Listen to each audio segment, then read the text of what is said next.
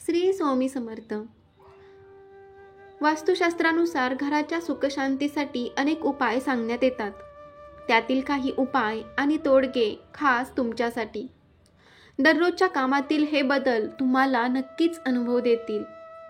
चला तर मग बघूया सुखशांतीसाठी उपाय आणि तोडगे काय आहेत. घरातील किराणा भरताना शुक्रवारच्या दिवशी भरावा, कारण शुक्रवार श्री लक्ष्मी मातेचा आवडता दिवस असल्यानं लक्ष्मी माता लवकर प्रसन्न होते. शुक्रवारी किराणा भरल्यावर आपल्या घरी नेहमी भरभराट राहते. खरं तर आपण नेहमी नामस्मरण केलं पाहिजे. नामस्मरण केल्याने आपले मन शांत होतं आणि आपली कामंसुद्धा मार्गी लागतात. जर तुमच्या घरी झाडं असतील तर झाडांना नेहमी पाणी द्यावं.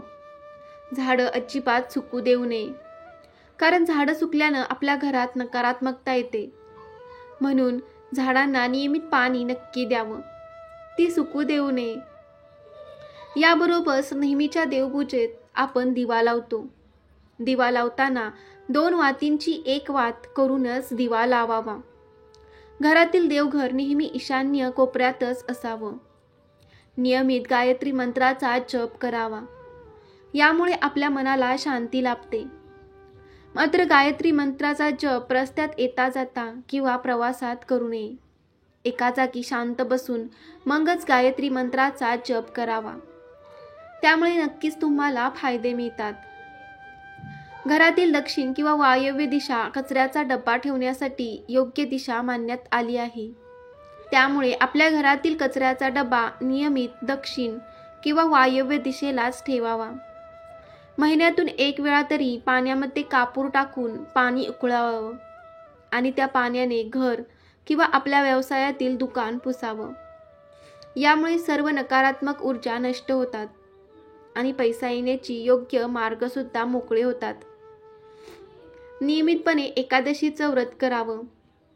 एकादशीचं व्रत करण्यास जमत नसेल तर त्या दिवशी भात खाऊ नये.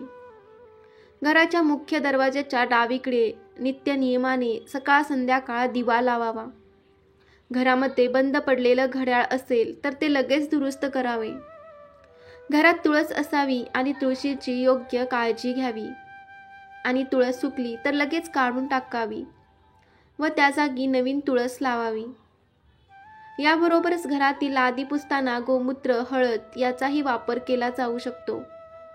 टॉयलेट आणि बाथरूममध्ये 1 वाटी तुरटी किंवा मीठ किंवा कापूर ठेवावा आणि आठवड्यातून एकदा तरी हे बदलत राहावं. यामुळे नकारात्मकता घालवण्यास मदत मिळते. घरावर कोणतेही आर्थिक संकट आले असतील तर दर मंगळवारी आणि शनिवारी मारुतीच्या मंदिरात जाऊन मारुतीच्या समोर मोहरीच्या तेलात 2 लवंगा टाकून दिवा लावावा. यामुळे हळूहळू घरावरील आर्थिक संकट दूर होतात. घरातील फरशीचा रंग काळा असू नये. घराबाहेर जाताना देवाचे दर्शन घेऊनच निघावे. देवांना आपल्यासोबत चला अशी प्रार्थना करून बाहेर जावं. बाहेरून घरी परत आल्यावर पुन्हा देवाचं दर्शन घ्यावं. स्वयंपाक करताना स्वयंपाक करणाऱ्याचं दक्षिणेला तोंड नसावं. घरामध्ये सकाळ संध्याकाळ धूप अगरबत्ती दिवा लावावा. रोज सकाळी अंघोळ केल्यानंतर सूर्याला जल अर्पण करावं. असे केल्याने आपले मन शांत राहतं. शिवाय कामात मनही लागतं. घरामध्ये शक्य झाल्यास दिवसा झोपू नये. पश्चिमेकडे पाय तर पूर्वेकडे डोकं करून झोपू नये. स्वयंपाकघरात किंवा स्वयंपाकघरातील कोणत्याही भिंतीला आरसा अजिबात असू नये. स्वयंपाकघरात आरसा लावणं अशुभ मानल्या जातात. याचबरोबर फरशी किंवा भिंतीचा रंग पूर्ण पांढरा असू नये.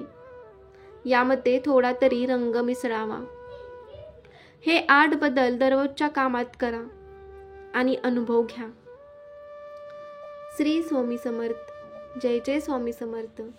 श्री गुरुदेव दत्त. तुम्हाला ही माहिती आवडली असेल तर आपल्या चॅनेलला लाईक आणि सबस्क्राईब करा. धन्यवाद.